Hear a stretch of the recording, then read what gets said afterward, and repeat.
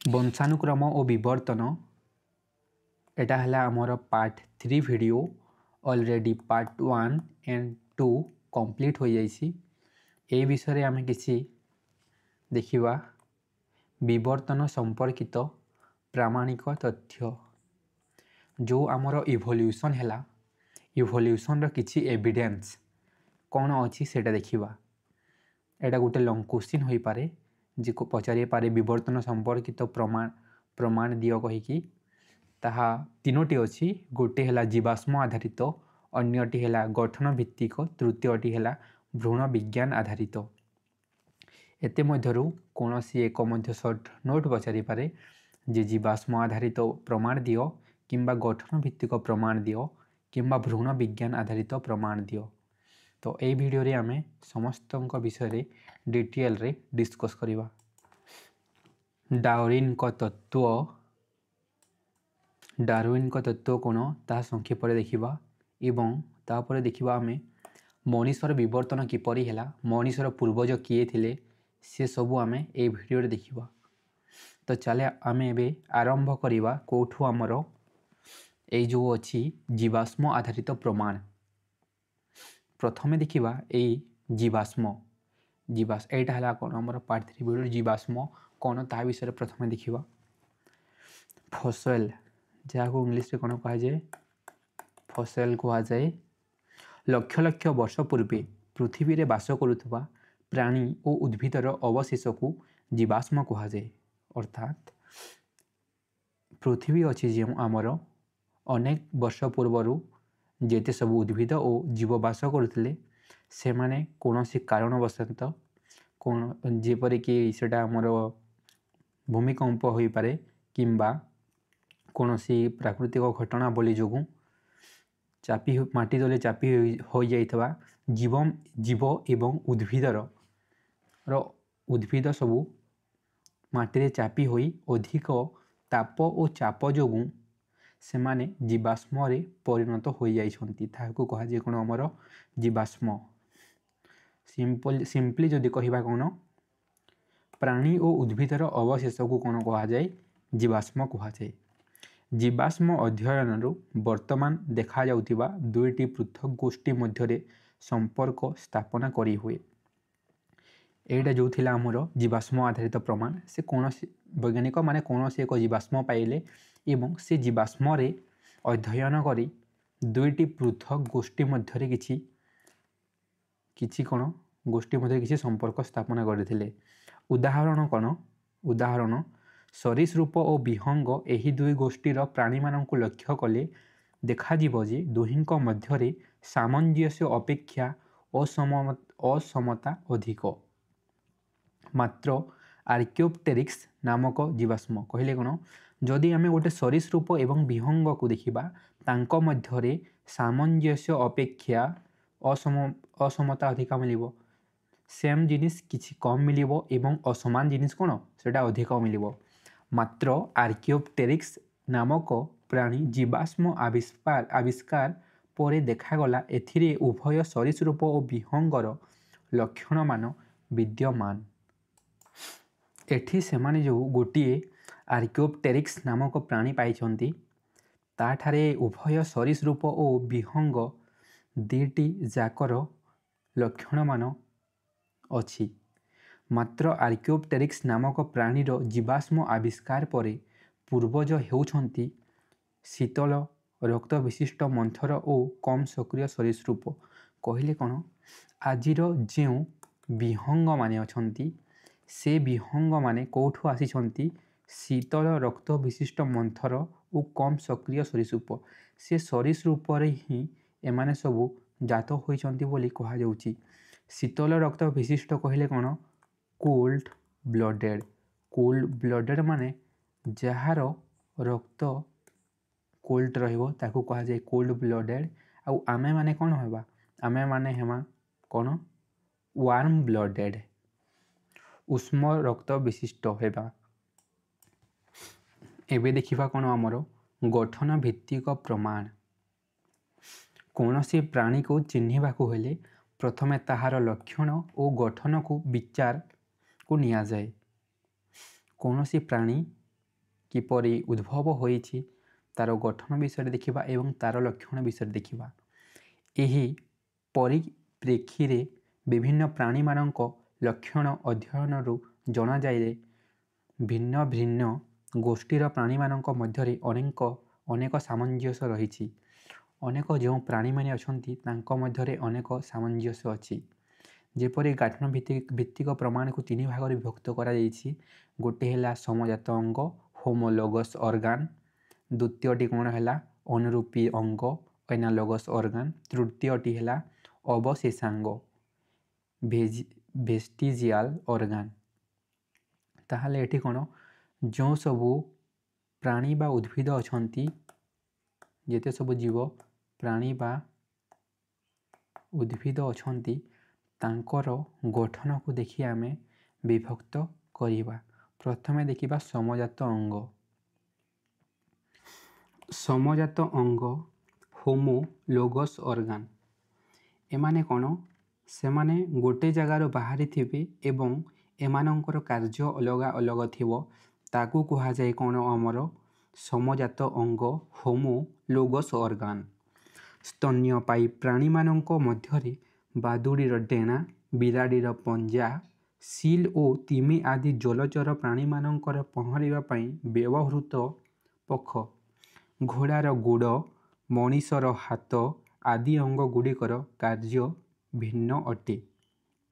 ଏମାନେ ମାତ୍ର ଅଙ୍ଗଗୁଡ଼ିକର ଉଦ୍ଭବ, ଗଠନ, ହାଡ଼ର ବିନ୍ୟାସ ଓ ବିକାଶର କ୍ରମରେ ଅନେକ ସାମଞ୍ଜସ୍ୟ ଲକ୍ଷ୍ୟ କରାଯାଏ। ଏମାନଙ୍କର ଯେଉଁ ଉଦ୍ଭବ ଅଛି, ଗଠନ ଅଛି ଏବଂ ହାଡ଼ର ବିନ୍ୟାସ ଅଛି, ଏମାନଙ୍କର ଅନେକ ସାମଞ୍ଜସ୍ୟ ଦେଖାଯାଏ, କିନ୍ତୁ ତାଙ୍କର କାମ, ତାଙ୍କର କାର୍ଯ୍ୟ ଭିନ୍ନ ଅଟେ। ଏଇଟା ଗୋଟେ ଏକ୍ଜାମ୍ପଲ୍ ହେଲା କ'ଣ? ବାଦୁଡ଼ିର ଡେଣା, ବିରାଡ଼ିର ପଞ୍ଜା, ସିଲ୍ ଓ ତିମି ଆଦି ଜଳଚରର ପହଁରିବା ପାଇଁ ବ୍ୟବହୃତ ହେଉଥିବା ପଖ, ଫ୍ଲିପର, ଘୋଡ଼ାର ଗୋଡ଼, ମଣିଷର ହାତ ଇତ୍ୟାଦି। ଏବଂ ତା ଛଡ଼ା ଉଦ୍ଭିଦ ପାଇଁ ଦେଖିବା ଆମେ କ'ଣ ଥାଏ? କଖାରୁ ଗଛର ଆକର୍ଷୀ ଟେଣ୍ଡ୍ରିଲ୍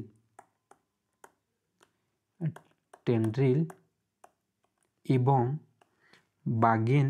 ବାଗେନଭିଲା, ଗୋଟିଏ ଯେଉଁ ଆମର କାଗଜ ଫୁଲ ଅଛି ତା ଗଛର କଣ୍ଟା। ଦୁଇଟି ଏକ୍ଜାମ୍ପଲ୍ ହେଲା ଏଇଟା ଆମର। ଆଉ ଗୋଟେ କ'ଣ ହେଲା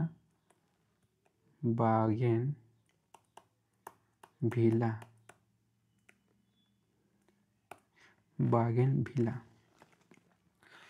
ଉଦ୍ଭିଦ ପାଇଁ ଏକ୍ଜାମ୍ପଲ୍ ଆମେ ଜାଣିଲେ ବାଦୁଡ଼ିର ଡେଣା, ବିରାଡ଼ିର ପଞ୍ଜା, ସିଲ୍ ଓ ତିମ୍ ଆଦିର ଫ୍ଲିପର, ଘୋଡ଼ାର ଗୋଡ଼, ମଣିଷର ହାତ। ଏବଂ ଉଦ୍ଭିଦ ପାଇଁ କ'ଣ ଦେଖିଲେ? କଖାରୁ ଗଛର ଆକର୍ଷୀ ଓ କାଗଜ ଫୁଲ ଗଛର କଣ୍ଟା। କାଗଜ ଫୁଲର ଆକର୍ଷୀକୁ ଟେଣ୍ଡ୍ରିଲ୍ କୁହାଯାଏ ଏବଂ କାଗଜ ଫୁଲ ଗଛର କଣ୍ଟା ଯାହାକୁ ବାଗେନଭିଲା କୁହାଯାଏ। ଏବେ ଦେଖିବା କ'ଣ ଆମେ ଅନୁରୂପୀ ଅଙ୍ଗ। ସମଜାତ ଅଙ୍ଗର ଓଲଟା ହେଉଛି କ'ଣ ଆମର ଅନୁରୂପୀ ଅଙ୍ଗ। ଅଙ୍ଗଗୁଡ଼ିକର କାର୍ଯ୍ୟ ଏକା ପ୍ରକାରର, ମାତ୍ର ସେଗୁଡ଼ିକର ମୌଳିକ ଗଠନ ଶୈଳୀ, ସୂକ୍ଷ୍ମ ଗଠନ, ଭ୍ରୂଣ ବିକାଶଗତ ଉଦ୍ଭବ ତଥା ବିକାଶ କ୍ରମରେ ଅନେକ ପାର୍ଥକ୍ୟ ରହିଛି। ସେମାନେ କେଉଁଠୁ ଜାତ ହୋଇଛନ୍ତି, ତାଙ୍କର ଉଦ୍ଭବ କିପରି ହୋଇଛି, ତାଙ୍କର ଗଠନ କିପରି ଅଛି, ସେଗୁଡ଼ିକ ମଧ୍ୟରେ ଅନେକ ପାର୍ଥକ୍ୟ ଥିଲେ ମଧ୍ୟ ସେମାନେ ଏକା ପ୍ରକାରର କାର୍ଯ୍ୟ କରନ୍ତି। ଉଦାହରଣରେ କ'ଣ କ'ଣ ଆସିବ? ମଶାର ଡେଣା, ପାରାର ଡେଣା, ବାଦୁଡ଼ିର ଡେଣା। ଏବଂ ଉଦ୍ଭିଦ ପାଇଁ ନାଗଫେଣିର କଣ୍ଟା ଓ ବରକୋଳି ଗଛର କଣ୍ଟା ଅନୁରୂପୀ ଅଙ୍ଗ ଅଟନ୍ତି। ଏବେ ଦେଖିବା ଅବଶେଷାଙ୍ଗ ଭେଷ୍ଟିଜିଆଲ ଅର୍ଗାନ।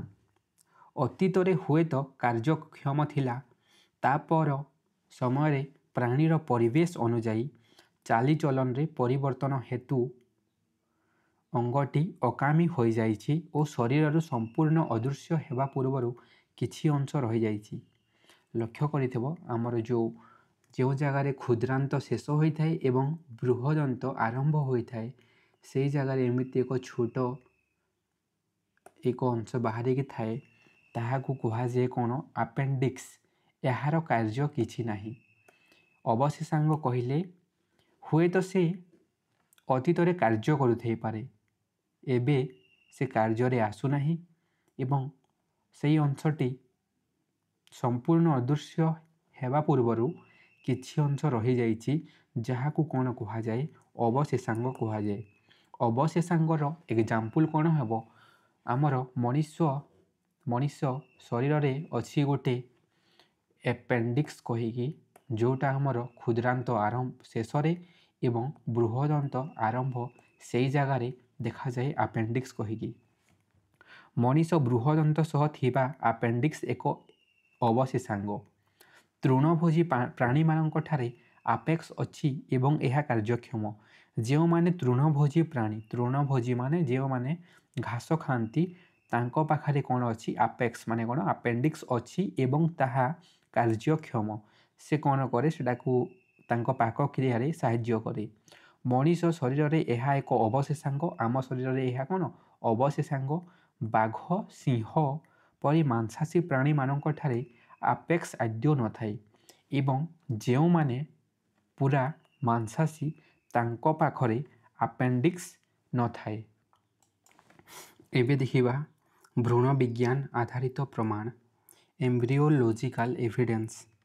ମେରୁଦଣ୍ଡୀ ପ୍ରାଣୀ ଯଥା ମାଛ, ଉଭୟଚର, ସରୀସୃପ, ବିହଙ୍ଗ ଓ ସ୍ତନ୍ୟପାୟୀ ପ୍ରାଣୀଙ୍କ ଭ୍ରୂଣ ବିକାଶ କ୍ରମରେ ବିସ୍ମୟକର ସାମଞ୍ଜସ୍ୟ ଦେଖାଯାଏ।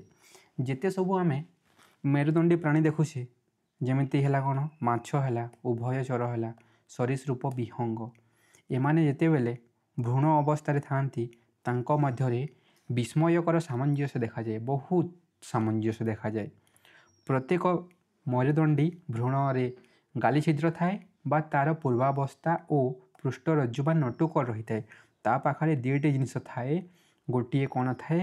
ଗାଲି ଛିଦ୍ର ଥାଏ, ନଟୁକଡ଼ ଥାଏ, ଏ ଦୁଇଟି ଜିନିଷ ଥାଏ ଏବଂ ନଳାକୃତି ପୃଷ୍ଠରଜ୍ଜୁ ସ୍ନାୟୁ ଥାଏ ତା ପାଖରେ। ବିକାଶ ସମ୍ପୂର୍ଣ୍ଣ ହେଲା ବେଳକୁ କେବଳ ମାଛକୁ ଛାଡ଼ିଦେଲେ ଅନ୍ୟ ସମସ୍ତଙ୍କଠାରେ ଗାଲି ଛିଦ୍ର ଅଦୃଶ୍ୟ ହୋଇଯାଏ। କ'ଣ ହୁଏ? ଯେତେବେଳେ କୌଣସି ମେରୁଦଣ୍ଡ ପ୍ରାଣୀ ସେମାନେ ଯଦି କ'ଣ ଭ୍ରୂଣ ଅବସ୍ଥାରେ ତାଙ୍କ ପାଖରେ ଗାଲି ଛିଦ୍ର ଥାଏ ଏବଂ ଯେତେବେଳେ ସେ ଭ୍ରୂଣଟି ସମ୍ପୂର୍ଣ୍ଣ ବିକାଶ ହୋଇଯାଏ ସେତେବେଳକୁ ତା ପାଖରେ କ'ଣ ଗାଲି ଛିଦ୍ର ଅଦୃଶ୍ୟ ହୋଇଯାଏ ଓ ତା ପରିବର୍ତ୍ତେ ଫୁସ୍ଫୁସ୍ ଦେଖାଯାଏ ଏବଂ ତା ପରିବର୍ତ୍ତେ କ'ଣ ଦେଖାଯାଏ? ଫୁସ୍ଫୁସ୍।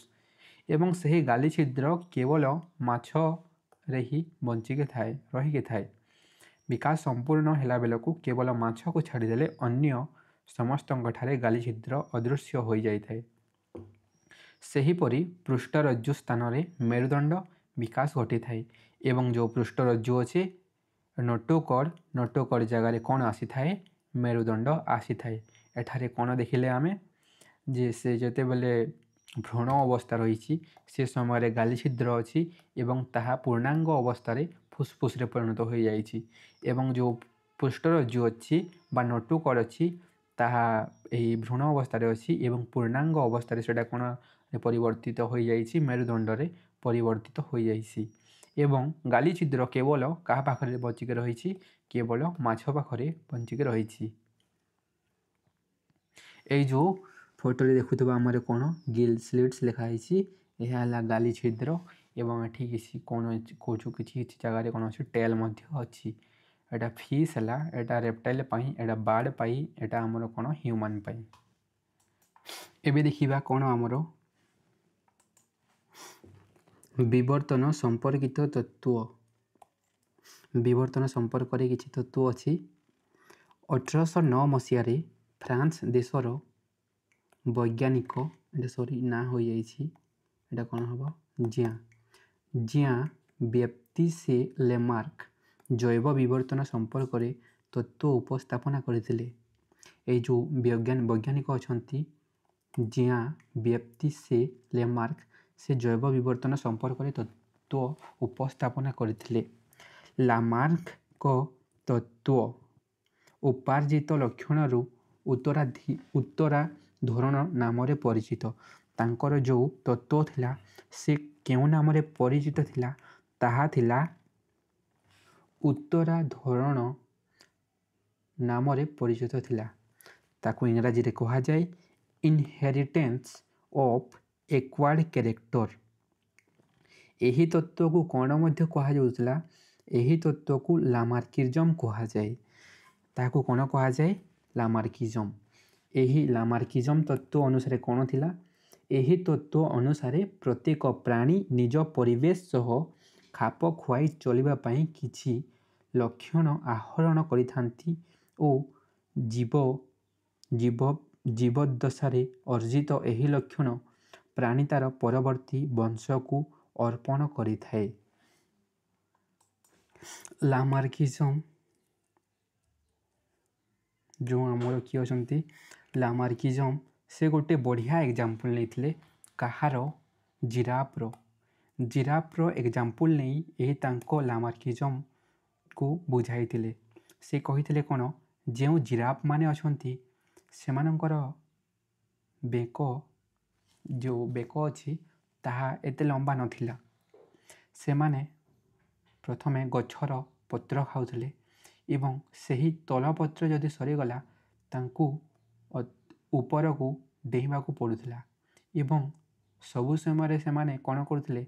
सेमिति तांकर मुंड को ऊपर को उठाई उठाई पत्र खाउथले एवं से ताहा द्वारा ही तांकर आग गोड़ बड़ हो जाइछि एवं तांकर बेक मध्य वंशानुक्रमे लंबा हो जाइछि। तांकर तत्व यही पड़िथिला एवं यही पॉइंट ती आमे पढ़िले कोन अवशेष काहाको कहा जाय सेटा तो आमे देखिले। प्राणीर जो अंग व्यवहृत हुए नाही अनावश्यक अंग ताहा कालक्रमे क्षीण होई अवशेषांग भावे रही थाए। लामार्क प्रथमे विवर्तन संपर्क रे एक स्पष्ट मत व्यक्त करथिले ओ जीव उपरे परिवेश प्रभाव संबंध रे सूचना देथिले। तापरे 20 शताब्दी बेलकु आउ जणे आसिले अगस्ट उइजमेन तांको ना कोन थिला? अगस्ट उइजमेन। सेमाने कोन कले? गोटिए मूषाको नहीं 22 पीढ़ी पर्यंत परीक्षण करथिले। से परीक्षण रे कोन करथिले? जो मूषा को से नहीं तार लांगुड़ को काटी दौथिले। जो मूषा को से परीक्षा करने को नहीं थिले से मूषार लांगुड़ को से कौन करथिले? काटी दौथिले। आउ से देखुथिले जे परवर्ती पीढ़ी रे जो नूतन संतानटी जात हेबो तार मध्य लांगुड़ कटिके बाहरुछि ना किपरि बाहरुछि। तो एटा कोन हबो कि सेमिति किंतु पूर्व परि लंब लांगुड़ नहीं जन्मुथिला। तापरे चार्ल्स रॉबर्ट डार्विन 1959 ख्रीष्टाब्दरे इंग्लैंड रे द ओरिजिन ऑफ स्पीसीज जो नाट थिला कौन थिला? द ओरिजिन ऑफ स्पीसीज नाम रे बहीटीए प्रकाश पाइला। लेखक चार्ल्स रॉबर्ट डार्विन बहीटी से दर्शाई थिले जीवन संग्राम और प्राकृतिक उद्भरण प्रक्रिया कौन कहीकि। जीवन संग्राम कहले कौन? बंची रहिबा पई आमको जहाँ सबू आवश्यक से सबू पई आमे कौन करिबा? संग्राम करिबा, लड़िबा एवं जे ए सबू जिनिस हासिल करिबो से ही बंचिक रहिबो एवं प्रकृति जहाँ को आदरी नेबो से मध्य रहिबो। प्रकृतिर नियम जदि आमे उल्लंघन करिबा ताहले प्रकृति मध्य आमको रखिबाकू से पसंद करिबो नाही। एबे देखिबा हमर जो डार्विन को तत्व संक्षेप रे डार्विन को तत्व यह मध्य गोटे इम्पोर्टाट जे डार्विन तत्व कौन थिला। ए जो डार्विन अछंती डार्विन कहिदेली डार्विन रो थ्योरी विषय देखिबा। प्रथमे से जीवन संग्राम कौन ताहा कहिथिले? खाद्य बासस्थान उपयुक्त संगिनी प्रत्येक जीव को कठिन संग्राम करने को पड़ी थाए। यह जीवन संग्राम कहा जाए। धरिनिय गोटे जगह अच्छी ए जगार किसी खाद्य अच्छी एवं एते मध्यरु किसी लोग एठारे अछंती आउ से खाद्य समस्त परि पारिबो नहीं। तो ଯେତେ ଲୋକ ଖାଦ୍ୟ ପାଇପାରିବେ ସେତେ ଲୋକ ହିଁ ବଞ୍ଚିକି ରହିବେ, ଖାଦ୍ୟ ପାଇଁ ସଂଗ୍ରାମ କରିବେ, ପୁଣି ବାସସ୍ଥାନ କେଉଁ ଜାଗାରେ ରହିବେ ତାହା ପାଇଁ ମଧ୍ୟ ସଂଗ୍ରାମ କରିବେ ଏବଂ ଗୋଟିଏ ଉପଯୁକ୍ତ ସଙ୍ଗିନୀ କହିଲେ କ'ଣ, ଗୋଟିଏ ଉପଯୁକ୍ତ ଜୀବନ ସାଥୀ ପାଇଁ ମଧ୍ୟ ସେମାନେ ସଂଗ୍ରାମ କରିବେ। ଏହାକୁ କ'ଣ କୁହାଯାଏ? ଜୀବନ ସଂଗ୍ରାମ କୁହାଯାଏ। ନିଜ ଜାତି ମଧ୍ୟରେ ବା ଅନ୍ୟ ଜାତି ସହ ପ୍ରକୃତି ସହ ଜୀବନ ସଂଗ୍ରାମରେ ଯାହାର ରଣକୌଶଳ ଉନ୍ନତ ସେ ହିଁ ଜିଣିଥାଏ। କହିଲେ କ'ଣ, ନିଜ ଜାତି ମଧ୍ୟରେ କିମ୍ବା ଅନ୍ୟ ଜାତି ସହ ପ୍ରକୃତି ସହ ଜୀବନ ସଂଗ୍ରାମରେ ରଣକୌଶଳ ଯିଏ ଭଲରେ ଲଢ଼ିପାରିବ ସେ ହିଁ ଜିତିବ। ଅର୍ଥାତ୍ ଯେଉଁ ଜୀବ ନୂତନ ଲକ୍ଷଣ ନେଇ ପରିବର୍ତ୍ତନଶୀଳ ପ୍ରକୃତି ତଥା ପରିବେଶ ସହ ନିଜକୁ ଖାପ ଖୁଆଇ ଚଳିପାରେ ସେ ହିଁ ବିଜୟୀ ହୋଇଥାଏ। କହିଲେ କ'ଣ, ଯେପରି ଆମର ପ୍ରକୃତି ପରିବର୍ତ୍ତନ ହେଉଛି, ପ୍ରକୃତି ଏବଂ ପରିବେଶ ପରିବର୍ତ୍ତନ ହେଉଛି, ସେହିପରି ନିଜକୁ ମଧ୍ୟ ପରିବର୍ତ୍ତନ କରି ନିଜକୁ ଖାପ ଖୁଆଇ ଚଳିଲେ ସେ ହିଁ କ'ଣ ହେବ? ବିଜୟୀ ହୋଇପାରିବ।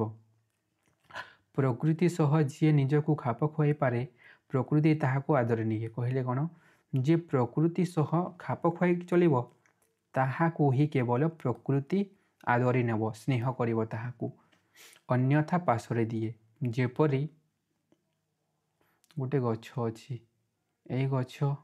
ଏଇ ଗଛରେ ଯେତେ ସବୁ ଆମର ପତ୍ର ଅଛି, କ'ଣ ଏଇ ଗଛରେ ଯେତେ ଆମର ସବୁ ପତ୍ର ଅଛି, ସେଇ ଗଛର ପତ୍ର ଯଦି ଶୁଖିଗଲା ତାହେଲେ କ'ଣ ସେ ଗଛର ପତ୍ର ଆପେ ଆପେ ଝଡ଼ିଯାଏ।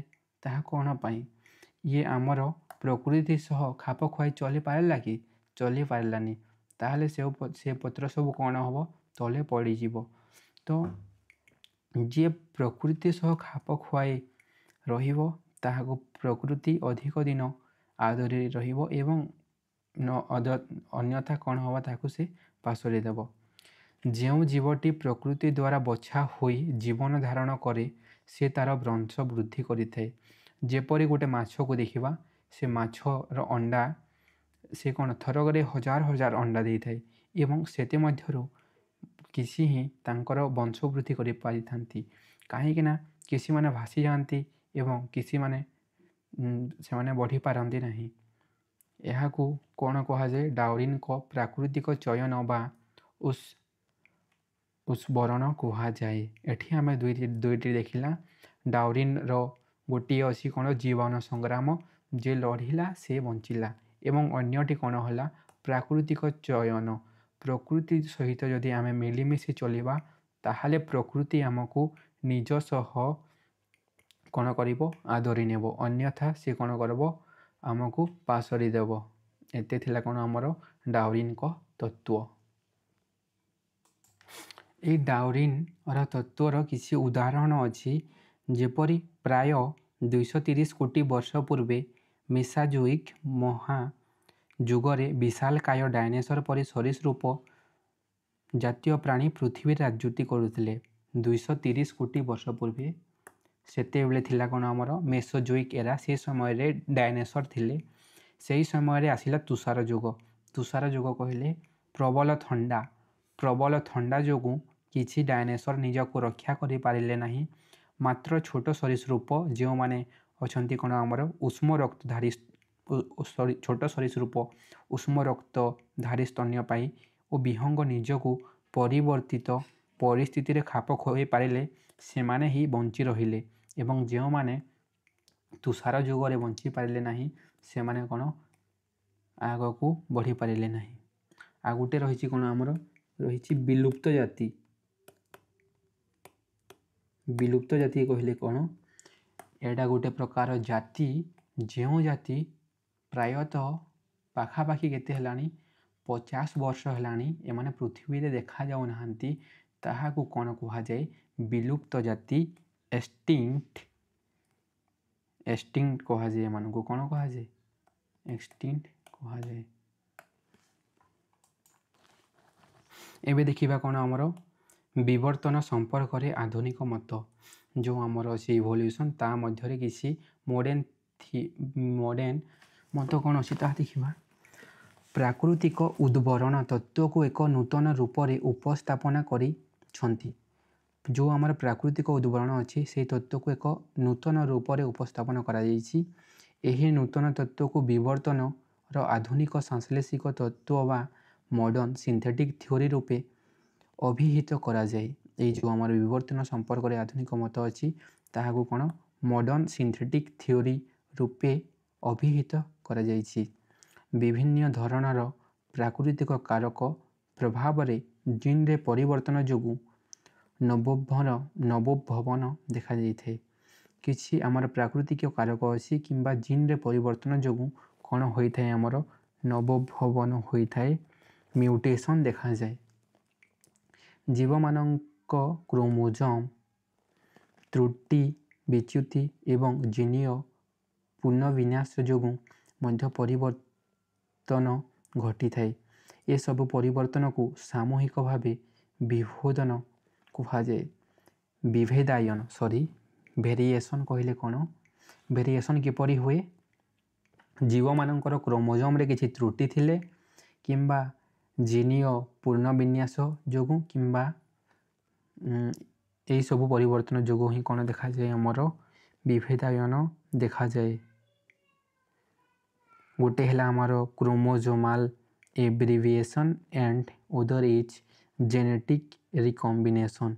ଏହି ଦୁହି ଯୋଗୁଁ ହିଁ କ'ଣ ଦେଖାଯାଏ ଆମର ଭେରିଏସନ୍ ବିଭେଦାୟନ ଦେଖାଯାଏ। ପ୍ରକୃତି ମନୋନୀତ ଜୀବ ପରିବର୍ତ୍ତିତ ଲକ୍ଷଣକୁ ବଂଶଧରମାନଙ୍କୁ ବଂଶାନୁକ୍ରମ ମାଧ୍ୟମରେ ବଢ଼ାଇ ଦିଏ ଏବଂ ଯେଉଁ ଜୀବନ ନୂତନ ଲକ୍ଷଣ ନେଇ ପ୍ରକୃତି ଦ୍ୱାରା ମନୋନୀତ ହୋଇ ବଞ୍ଚି ରହେ ସେ ଜୀବନ ସଂଗ୍ରାମରେ ସଫଳ ହୁଏ। ମାନେ ପ୍ରକୃତିରେ ମନୋନୀତ କିଏ ହେବ? ପ୍ରକୃତିରେ କିଏ ବଞ୍ଚି ରହିବ? ଯିଏ ବି ବଞ୍ଚି ରହିବ ତା ପାଖରେ କିଛି ବିଭେଦାୟନ ଆସିବ, ମାନେ କିଛି ଭେରିଏସନ୍ ଆସିବ ହେଲା, କିଛି ଭେରିଏସନ୍ ଆସିବ ଏବଂ ତା ପାଖରେ କିଛି ନୂତନ ଗୁଣ ଆସିବ ଏବଂ ସେ ହିଁ ଆମର ଜୀବନ ସଂଗ୍ରାମରେ ସଫଳ ହୋଇବ। ଏଥିରୁ ଉଦ୍ବରଣ ବା ଚୟନର ଆବଶ୍ୟକତା ସ୍ପଷ୍ଟ ହୁଏ। କହିଲେ କ'ଣ ଚୟନ ହେବ ଏଠି ଯେ କିଏ ବଞ୍ଚିକି ରହିବ ଏବଂ କିଏ ରହିବନି। ପ୍ରକୃତି ମନୋନୀତ ନୂଆ ନୂଆ ଲକ୍ଷଣକୁ ଭିତ୍ତି କରି ନୂତନ ଜାତିର ଉଦ୍ଭବର ଧାରାରେ ସୃଷ୍ଟି ହେବାକୁ ଯାଉଥିବା ଜୀବ ନିଜ ଜୀବଠାରୁ ଓ ପୂର୍ବଜଙ୍କଠାରୁ ଅଲଗା ନ ରହିଲେ ସେମାନଙ୍କ ଭିତରେ ଅଦରକାରୀ ପ୍ରଜନନ ଘଟିପାରେ। ଏହା ନୂତନ ଜୀବ ସୃଷ୍ଟି ପାଇଁ ଅନୁକୂଳ ନୁହେଁ। ତେଣୁ ଏହାକୁ ରୋକି ନୂତନ ଜୀବ ସୃଷ୍ଟିକୁ ନିଶ୍ଚିତ କରିବା ପାଇଁ ପ୍ରକୃତିରେ କିଛି ବ୍ୟବସ୍ଥା ରହିଛି। ଏହାକୁ ଅନ୍ତରଣ କୌଶଳ ଏବଂ ଏହି କୌଶଳ ଜରିଆରେ ସମ୍ପୃକ୍ତ ଜୀବମାନଙ୍କର ଅଲଗା ରଖୁବା ପ୍ରକ୍ରିୟାକୁ ଅନ୍ତରଣ କୁହାଯାଏ। ଏଠି ଆମେ କ'ଣ ଦେଖିଲେ? ଗୋଟେ ଦେଖିଲେ କ'ଣ ଅନ୍ତରଣ କୌଶଳ। ଅନ୍ତରଣ କୌଶଳ କହିଲେ ଆଇସୋଲେଟିଂ ମେକାନିଜମ୍। ଆଇସୋଲେଟିଂ ମେକାନିଜମ୍ ମାନେ ଦୁଇଟି ଅନ୍ୟ ଜାତିକୁ ସେପାରେଟ୍ କରି ରଖିବା, ଅଲଗା କରି ରଖିବା। ତାଙ୍କ ମଧ୍ୟରେ କିପରି ଆମର ପ୍ରଜନନ ନ ହେଉ। ଯଦି ପ୍ରଜନନ ହୁଏ ତେବେ ଏକ ନୂତନ ଧାରଣର ନୂତନ ଜାତିର ସନ୍ତାନ ସୃଷ୍ଟି ହେବ ଏବଂ ତାହା ଆମ ପରିବେଶ ସହିତ ଖାପ ଖୁଆଇ ଚଳିପାରିବ ନାହିଁ ଏବଂ ସେମାନଙ୍କ ମଧ୍ୟରେ ଜୀବମାନଙ୍କୁ ଅଲଗା ଅଲଗା ରଖାଯାଏ, ଯାହାକୁ କୁହାଯାଏ ଅନ୍ତରଣ କୁହାଯାଏ, ଆଇସୋଲେସନ୍। ଆଧୁନିକ ସଂଶ୍ଳେଷିକ ତତ୍ତ୍ୱ ଅନୁଯାୟୀ ଜାତିର ଉଦ୍ଭବନର ବିଭେଦାୟନ, ଚୟନ ଓ ଅନ୍ତରଣରେ ମହତ୍ତ୍ୱପୂର୍ଣ୍ଣ ଅବଦାନ ରହିଛି। ମଣିଷର ବିବର୍ତ୍ତନ, ଇଭଲ୍ୟୁସନ୍ ଅଫ୍ ହ୍ୟୁମାନ୍। ଏଇଟା ହେଲା ଆମ ବିଷୟର ଲାଷ୍ଟ ଟପିକ୍। 19ଶ ଶତାବ୍ଦୀର ଶେଷ ବେଳକୁ ଚାର୍ଲସ ଡାର୍ୱିନ୍ଙ୍କ ଯୁକ୍ତି ଦ୍ୱାରା ପ୍ରମାଣ କଲେ ମଣିଷ ଅନ୍ୟ ପ୍ରାଣୀ ପରି ଦୁଇପଦକ ପ୍ରାଣୀଟିଏ ଯାହାର ଉତ୍ପତ୍ତି ନିଶ୍ଚୟ କରିହେବ। Darwin descent of man and selection in relation to sex ବହିରେ ଦର୍ଶାଇଛନ୍ତି ଯେ ଆଜିର ମଣିଷ ପୂର୍ବଜ ଥିଲା ବାନର ସଦୃଶ ଜୀବଟିଏ। ଯେଉଁ ଡାର୍ୱିନ୍ର ଗୋଟେ ବହି ଥିଲା କ'ଣ descent of main and selection into sex से बही कौन से दर्शाई जे आजिर मनीषर पूर्वज किए थिला बानर सेना थिला।